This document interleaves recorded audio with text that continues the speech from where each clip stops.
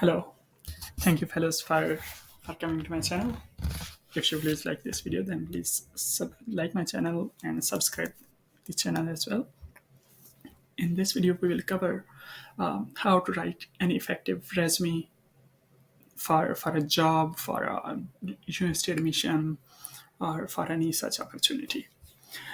Resume is basically your first step, first selling pitch for any opportunity which you want to achieve.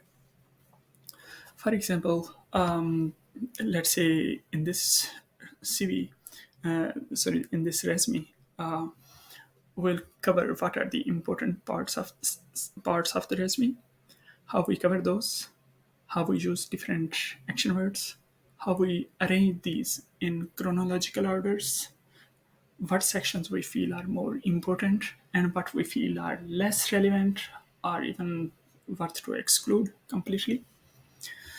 First of all, we don't have to include our private information like marital status, like age, gender, or anything like that.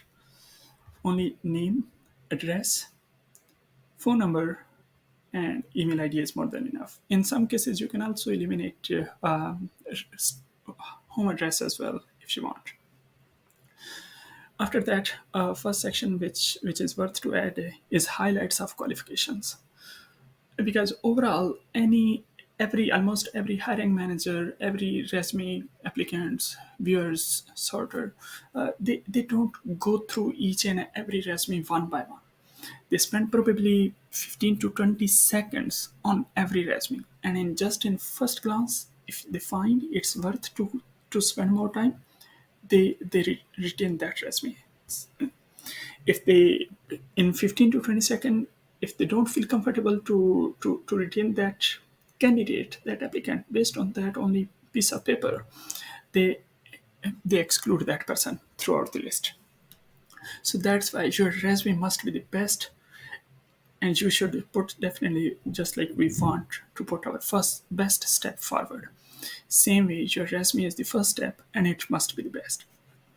In highlights of qualification, or you can add highlights of profile, it is worth to add main key points. For example, in this example, I'm using Bachelor of Arts in Sociology and History.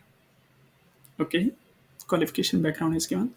Then is presentation and communication skills practiced continuously as a teaching assistant. Like applicant is also trying to explain in this one that yes, person has presentation and communication skills, how they have been gained, practice continuously as a teaching assistant. Similarly, research, analytical, and problem solving skills gained through coursework. Interpersonal, organizational, and leadership skills sharpened by 3 years experience as the president of Sociology Society.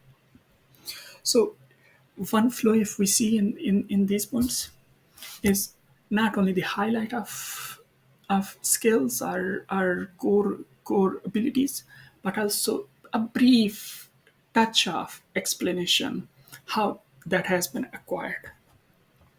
Similarly, education, okay, from XYZ University, you can add your major and minors as well. If you feel that your GPA is significantly high, let's say above 80%, 90% kind of, and you want to include those percentage or grade points, yes, you can add those here. Otherwise, if that's low and you don't feel comfortable, then you can exclude that. In work experience, it is always recommended to include that in a chronological order. Like your latest experience must be the first one, after that, and then backward. For example, in this one, invigilator or teaching assistant, okay, that was from 15 to 2015 to 2018. 2018 is the latest experience from here in this example. So that's why that has been included, the first one. Then USD or company name, a brief address kind of, and then what were the main responsibilities. One thing do remember here, if you have already if we see this person did till March 2018, which means person does not work in this role at this moment. That's why is always flow is supervised, corrected, recorded in past tense. Do remember this thing. This is the main point. And similarly, if it was the current role and a person was trying to find a new opportunity, let's say this, if this was September 2015 to present, then it would have been, we would have made it supervising, correcting, regarding, recording, like that kind of. So will bring into, would have to bring in present tense. And the other thing which I want to highlight is in resume, your action words are very important. Your each responsibility should not simply be I have been doing this, I have been doing that. Instead of that, use action words. Supervised 40 students for final examinations in history of 3000. So action words are more emphasizing and appealing for the reviewer, that oh, person has done this, oh, person has done this, like to grab the attention of the viewer. That is why we always recommend you do use action words. Next could be tour guide. Now on one side, one person can say, person was a tour guide, or I was a tour guide, what to include in that. But if we use action words, then it can completely change the story. Like you see, let's say developed and presented city tours for groups of tourists. Wow. Led groups through historical sites, scheduled appointments for tours. So action words, they can completely change the story. That's why action words are very important to use and use properly. Like if they are to go in past tense, use in past. If present, use in present. And prefer to include a number of, like only a reasonable number of bullet points. For example, if this person was only working just like a co-op kind of from 2017 to 2000 April 2017 to August 2017, and if person had listed, let's say, 8 bullet points, then of course viewer would have considered, oh, too many, this person is just trying to sell, nothing else, there is nothing solid. So try to avoid from exaggeration. Try to be realistic and do your best by using action words, using proper format, and using listing all in chronological orders. Similarly, if the person had, let's say, 10 years of experience, then list might be long. Then there is no like as such thumb rule to define maximum or minimum number of bullet points which one can include. So from this one, you're going to get the idea how we use action words, how we list our work experience in a chronological order.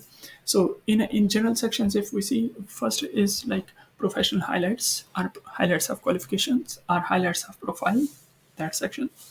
Then comes education, of course, that's required. Then work experience. After work experience, yes, you can include fields of interest, you can include volunteer experience. If it is for a researcher kind of, then there could be like list of publications. There could be software proficiencies, computer proficiencies, skills, like all those sections. Volunteer experience, specifically in advanced or developed countries, volunteer experience is very valuable, not only in a developed country but also in significant, like many organizations who claim to be leader about social values or about social development, they also give significant importance to volunteer experience. Always include your volunteer experience. It is, if you have. So that's why it is the best. There is no need to exaggerate or to add if you don't have. Be yourself, be real. In parallel to volunteer experience, you can add a interest of achievements. Here you can add your awards, scholarships, or whatever you have achieved like that. And at the end, references. If you have list of references, then you can include those here. Maximum there should not be more than 3 references, but 2 is very standard number. And in case if you don't have right away at the moment, then you can probably include available upon request. All the best. In our next video, we will cover how to write a effective cover letter. If you like this video, please like this video as well as subscribe our channel and stay tuned about upcoming videos. Thank you.